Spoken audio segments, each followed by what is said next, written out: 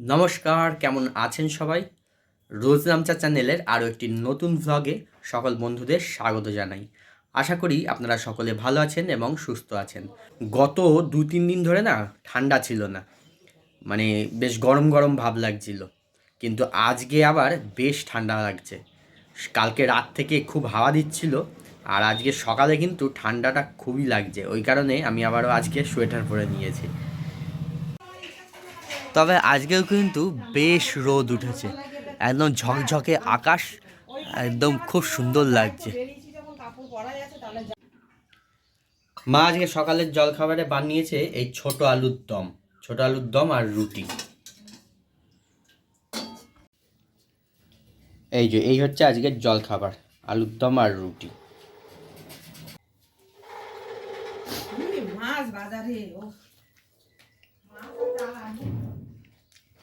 খুব ভালো হয়েছে আলুর দমটা।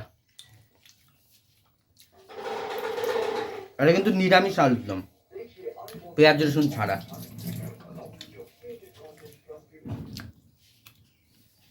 সকালবেলায় জলখাবার খাওয়ার পর তারপরে আমার একটু কাজ ছিল, সেই কাজগুলো করছিলাম। এন্টারটেন বাংলা চ্যানেলের জন্য ভিডিও এডিট করছিলাম, এই সমস্ত কাজগুলো করছিলাম। করে সরে নিয়ে উঠলাম। এখন আজকেও না শরীরটা একটু খারাপ খারাপ লাগছে। আমি বলছিলাম যে সকালবেলায় আজকে বেশ ঠান্ডা ঠান্ডা লাগছিল, তো আমার শরীরটা খারাপের জন্যই ঠান্ডাটা আরও লাগছে। মানে কেমন একটা লাগছে, মনে হচ্ছে সেই জ্বর জ্বর ভাব, গা হাত পা ম্যাচ ম্যাচ করছে, কেমন একটা শরীরটা ম্যাচ ম্যাচ করছে, অস্বস্তি করছে, আর শীত লাগছে বড্ড। সেই কারণে সোয়েটারটা খুলিও নি, এত বেলা হয়ে গেছে তাও সোয়েটার খুলিনি।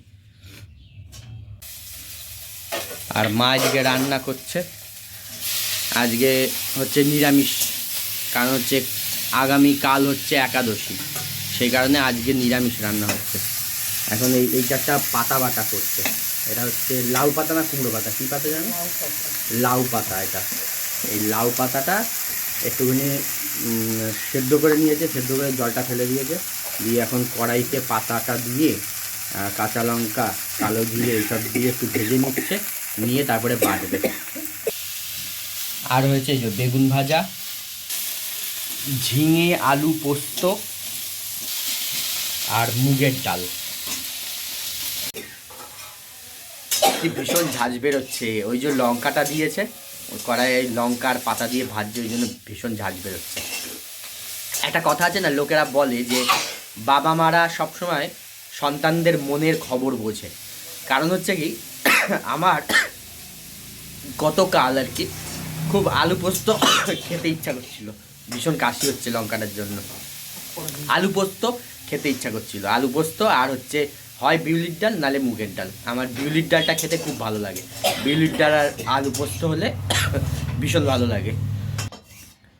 তো মাকে কিন্তু আমি কথাটা বলিনি একবারও, যে আমি ডাল আলু পোস্ত করলে ভালো হতো বা কিছুই বলিনি। কিন্তু হঠাৎই আজকে দেখছি মা ওই মুগের ডাল করেছে, বিউলির ডাল করেনি, মুগের ডাল আর আলু পোস্ত করেছে, ঝিঙে আলু পোস্ত। তা আমার কালকে কিন্তু এটা মনে হচ্ছিলো, হঠাৎই একটা সময় মনে হয় না মাঝে মধ্যে যে এটা হলে ভালো হতো, সেরকমই আমার মনে হচ্ছিলো যে এরকম আলু পোস্ত আর ডাল হলে ভালো হতো। তা মা দেখছি আজকেই আলু পোস্ত আর ডাল করেছে। আমার মানে বিউলির ডাল ভেবেছিলাম, বিউলির ডাল মুগের ডাল দুটোই আর কি, দুটোই ভেবেছিলাম আমি। তার মধ্যে দিয়ে মা মুগের ডালটা করেছে আর আলু পোস্ত। তাই বলছি যে মা বাবা ওনারা কিন্তু সন্তানের মনের খবরটা সত্যিই বোঝে, এর থেকেই বোঝা গেল। আর আমার মনের খবর সত্যিই আমার মা খুবই বোঝে। আর বাবা এখন চলে গেছে, বাবাও বুঝতো, বাবা আমাকে দেখতে পারলেই দেখেই বলে দিত যে আমি কি চাই না চাই। হ্যাঁ, আর বাবা তো এখন চলে গেছে, আর কি বলবো। আর দাদাকে যে দেখলেন, দাদাও কিন্তু আমার মনের খবর খুব বোঝে, আমি কখন কি চাইছি না চাইছি বা কি, দাদাও খুব বোঝে।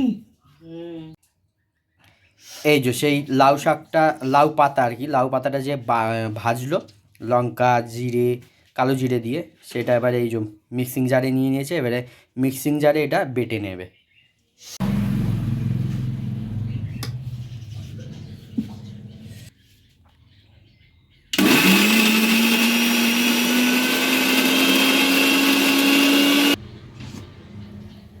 এই যে দেখুন, এটা আধ বাটা মতন হয়েছে, আর একটু বাটা করতে হবে। কোনো জল দিতে হবে না, একটা ইয়ে আটকে। এটা কি আবার ভাজবে নাকি? একটু ভাজবো। আচ্ছা, এইটাই এখন একটুখানি কেমন রয়েছে, খিচখিচ মতন রয়েছে। এটাকে জল দিয়ে আবার একটু বেটে নেবে। এটা বেটে নিয়ে তারপরে আবার ভাজবে আর একবার।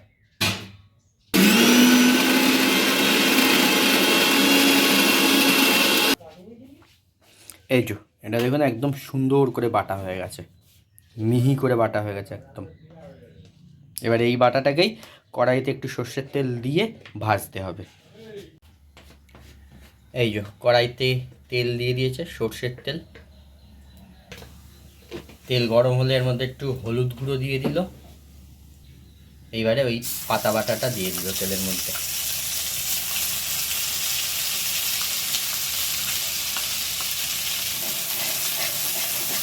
এবারে এটা তেলে দিয়ে ভাজা ভাজা করে নিলেই একদম কড়াই থেকে ছেড়ে ছেড়ে আসবে, শুকিয়ে একদম ছেড়ে ছেড়ে আসবে, তাহলেই ভাজা হয়ে যাবে। এই এইটা দেখুন একদম শুকিয়ে গিয়ে এবারে কড়াই থেকে ছেড়ে আসছে। এই একদম কড়াই থেকে ছেড়ে দিয়েছে, দেখুন কড়াই থেকে এই সেই পাতা বাটা, লাউয়ের পাতা বাটা। খেয়ে এবারে দেখি কেমন হয়েছে। বিশাল গরম।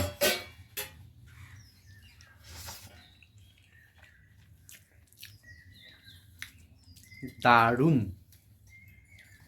হেভি লাগছে এই লাউ পাতা বাটা।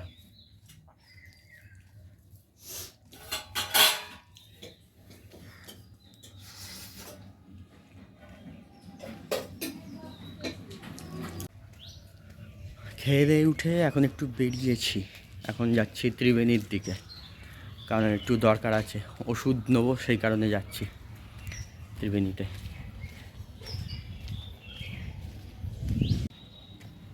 ত্রিবেণী যেতে মেন রোড দিয়ে না গিয়ে ভেতর দিয়ে একটা এরকম রাস্তা আছে, পুকুরের পাশ দিয়ে, বিশাল বড় এখানে পুকুরটা। কি দারুণ লাগে এই রাস্তাটা, পুকুরের পাশ দিয়ে এই রাস্তাটা।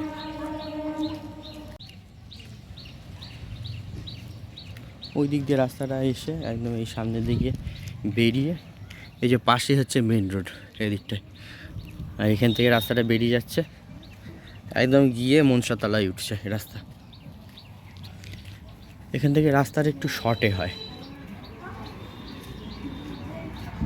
ওই হাঁটতে হাঁটতে যখন যাই এই রাস্তা দিয়েই যাই, এদের সামনেই মেন রোড।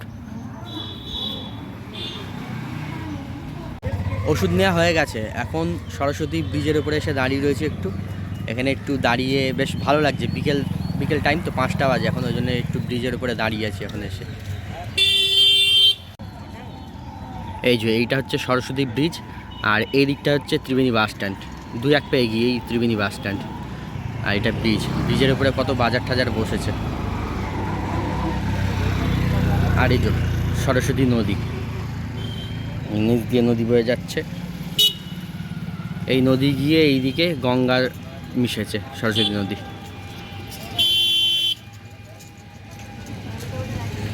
যদিও এখানে শুধু শুধু দাঁড়িয়ে নেই, এখানে একটা কারণে দাঁড়িয়ে আছি, সেই কারণটা হচ্ছে দাদা আসবে। দাদা এই ত্রিবেণী বাস স্ট্যান্ডে এসেই নামবে, ওই জন্য আমি যখন ওষুধ নিতে আসলামই, দাদারও আসার টাইম হয়ে গেছে, ওই জন্য এখানে এসে একটু দাঁড়ালাম। দাদা আসলে দাদার সঙ্গে একসঙ্গে বাড়ি যাব, সেই কারণে। দাদার সঙ্গে দেখা হয়ে গেছে, এখন টোটোয় উঠে পড়েছি, টোটোয় করেই বাড়ি ফিরছি। কিন্তু সামনেই হচ্ছে একটা রেল গেট আছে, সেই জন্য গেট পড়েছে, এখন জ্যাম লেগে গেছে। এই টোটো লাইন, সব লাইন দিয়ে টোটো দাঁড়িয়ে আছে।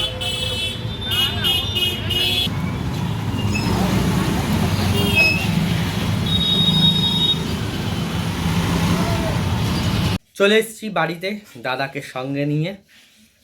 তো আজকের মতন তাহলে ভিডিওটা এখানেই শেষ করছি, দেখা হচ্ছে আবার পরবর্তী নতুন দিনে, নতুন সকালে, নতুন ভ্লগ নিয়ে। সবাই ভালো থাকবেন, সুস্থ থাকবেন, সাবধানে থাকবেন।